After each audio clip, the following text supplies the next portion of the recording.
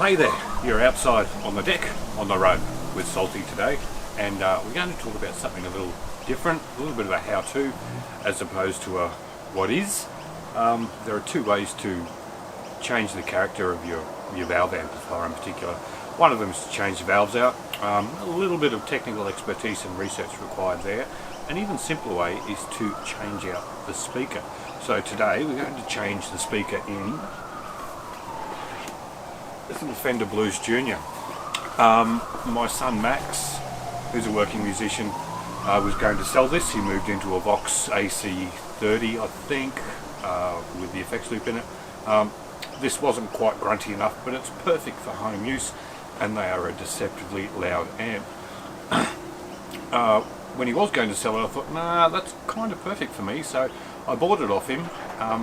But my feeling around the Blues Junior is that the speaker's a little bit pokey, they're a bit high end, they cut through the mix really nice, but if you are part of the mix, like my playing style is, which is more of that melodic rhythm, I need to change that speaker out. So we're going to do that today. So what do you need? It is a simple process. Physically it's very easy. So I haven't gone any great lengths today. We're just using the directional microphones. Quite windy here in Brisbane, so we'll get some background noise, you'll get some crows, some parrots, whatever, doesn't matter, we can still work. Things you need to consider. Firstly, the physical dimensions, size of your speaker. In this particular occasion, 12 inch. What's common? 8, 10, maybe 15s if you're a big boy bass player, but 12's pretty common, and this one's a 12. The power rating of your amplifier. So the Blues Junior is a 15 watt amp. I've gone with a 35 watt speaker. Just taking the edge off a little bit. Could have gone with the 25, but they're out of stock. So I've gone with the 35. The other really important thing to consider is the impedance or resistance measured in ohms that your amplifier is expecting to see at the end of the signal path. This one is a common 8. What's other commons? 4, 8s, 16s, pretty common. There's a whole mathematical science around calculating impedance in cabinets with 4x12s or 2x12 combos. Typically in a combo you're a single speaker and you want the correct impedance. We're 8 ohms today. So let's have a look at what's involved.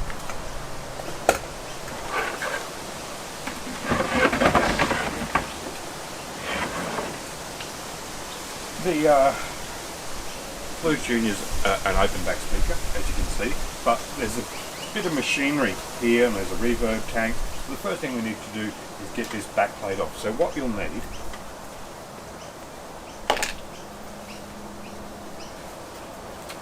something to put your screws in.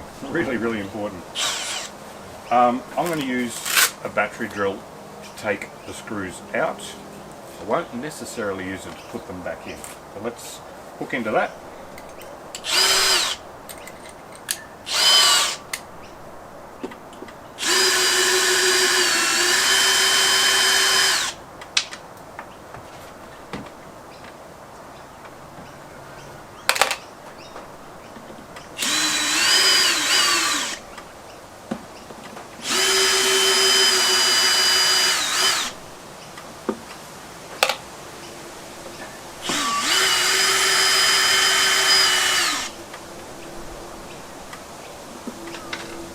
I've just had an epiphany moment. From memory, I think these 3 screws here simply hold that grill plate in place, so we'll see how we go.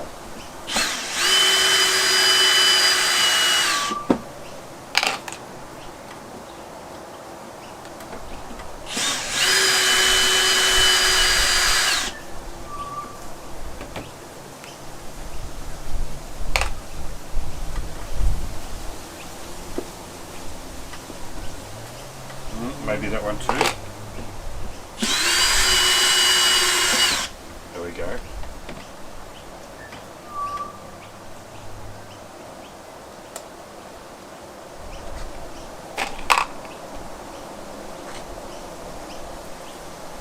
Screw him back in.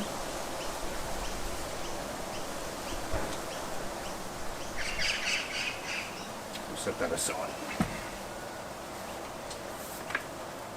I don't really want to unmount all of this, but I may well have to make my life a little bit easier. So let's do that now.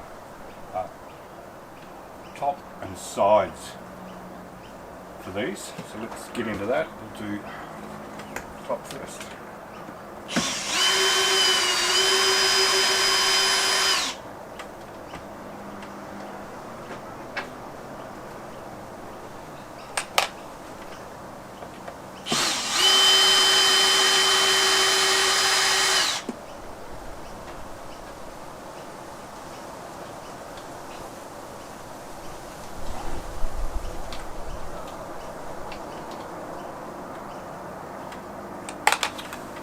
Just take a mental note of the screws that you do pull out. You'll often find, as I just did then, that there's some different ones involved.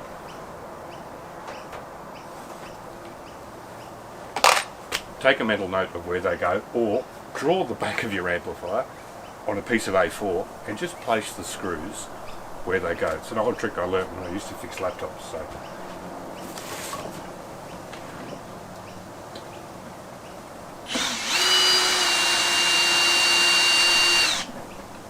another long one. We have got a lot of room on the reverb tank here, so I'm actually going to run through this guy.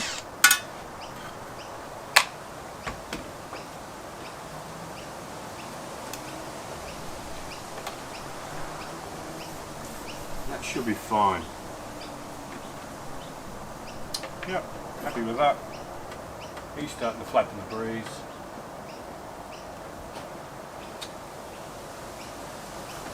Power cable, unplug the speaker.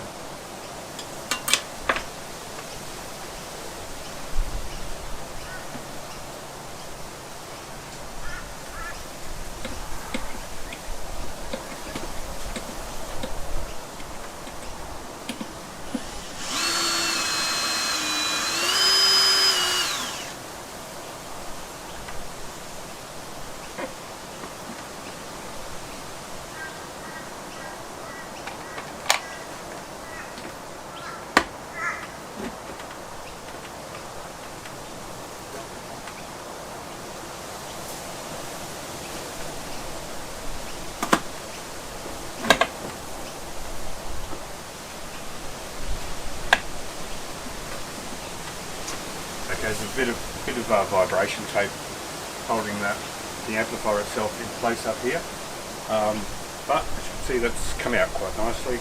Power cords attached. Okay, the other thing you'll need, pen and paper. Anything you unplug, make a note. Reverb tank, I'm going to write reverb,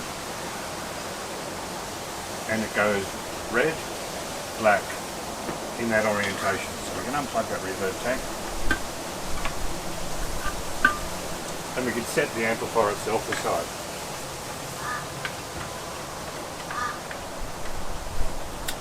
Cool. Now we have clear access. Some cobwebs we can get rid of. Do that in a sec.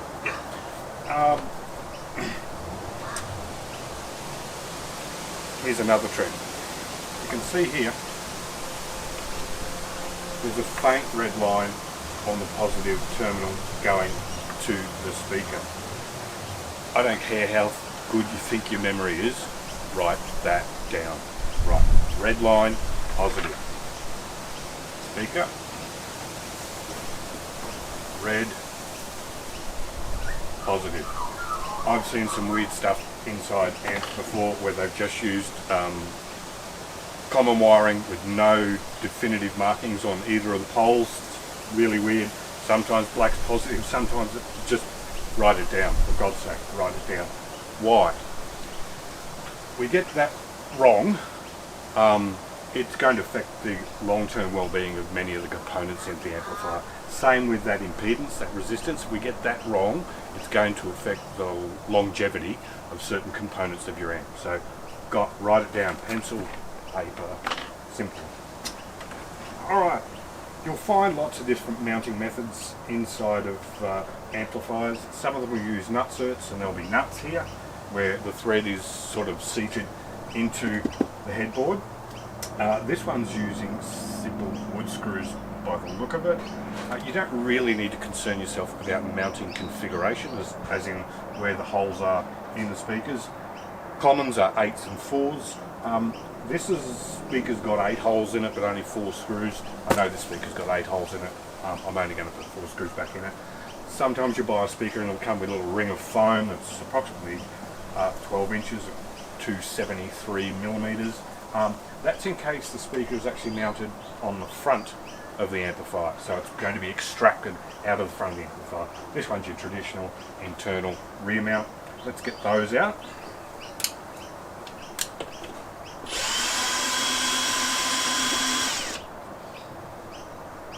Okay, so they have used nutserts, so there is a thread mounted inside the wood. We'll leave the top one to last, it's always a good idea.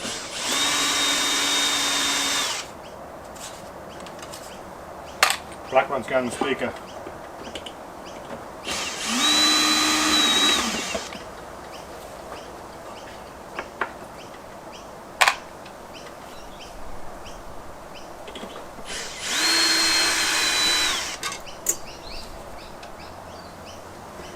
Now, I would normally do that with the amplifier sitting on its face, so that the speaker's not inclined to move. There you go, there's a decent Celestion Type A, and look, it's 50 watts, so I'm not far off the mark with my 35. I'll probably get $100 for that. Not a bad deal. Alright, let's take the terminals off. Sometimes it's easy to do this with a pair of pliers. Look out for little dabs of solder. And we'll set this guy aside, and he'll wind up on eBay a little bit, or probably Facebook Marketplace.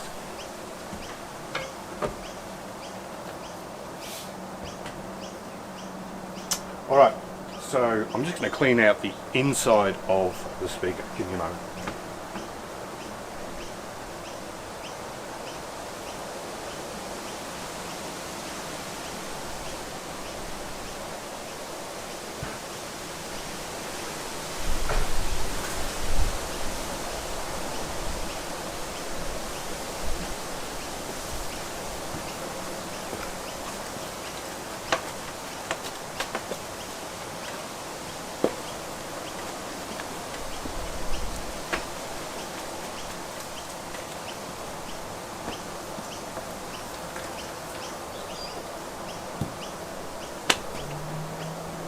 You're not going to get in here very often, so when you do, take the opportunity to do a bit of housekeeping. Alright, for safety reasons, I am going to roll the speaker over and mount the new one. I really don't want to drop or damage the new speaker. There's the cab over.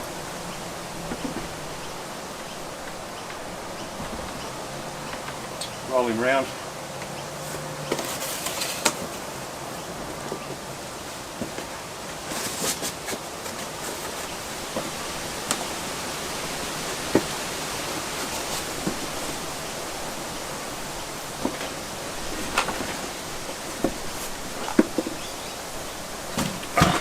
So I've gone with a Jensen ceramic magnet for a bit of a vintage sound. The ceramic magnet's a little bit less responsive than your ferrite magnet. And by less responsive, I'm talking milliseconds of time. Let's clearly stamp positive and negative. Look, we might, no, yeah, we will. Red, positive, let's do that now.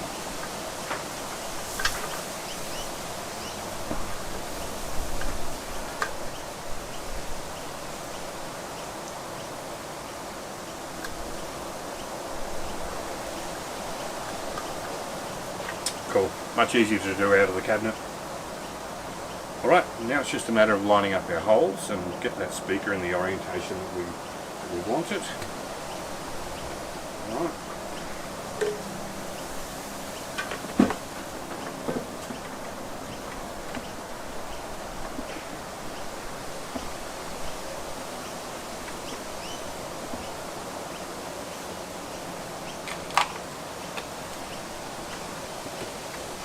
Now, like I said, I probably wouldn't use the I mean, you could wind the tension down, but I probably wouldn't use the battery drill for this part of the exercise.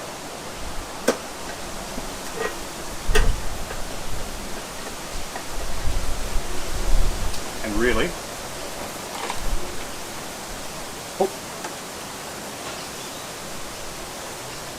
tips for young players: start all your screws before tightening anything.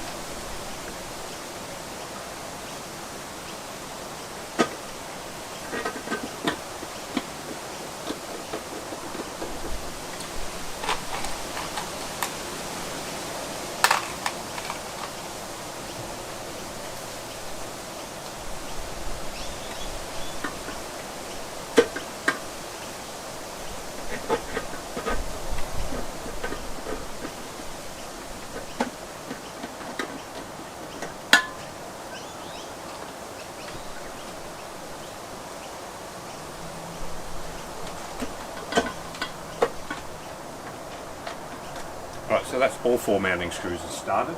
I'm happy to tip that up now. And we can work our way around.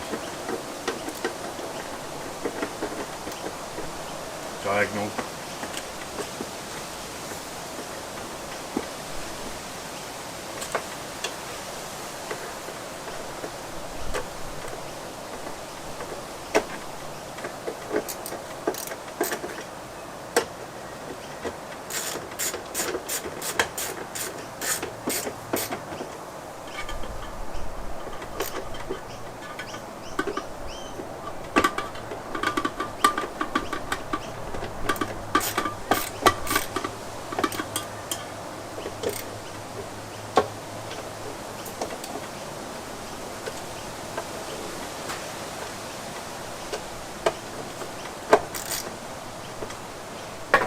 And why I wouldn't use the battery drill for that part of it, you want that speaker seated firmly.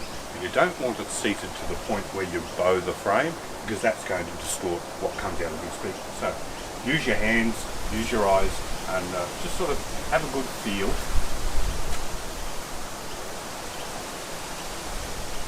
If you're breaking out in a bead of sweat doing those up, you're doing them too tight. Don't do that. But that's cool, I'm happy with that.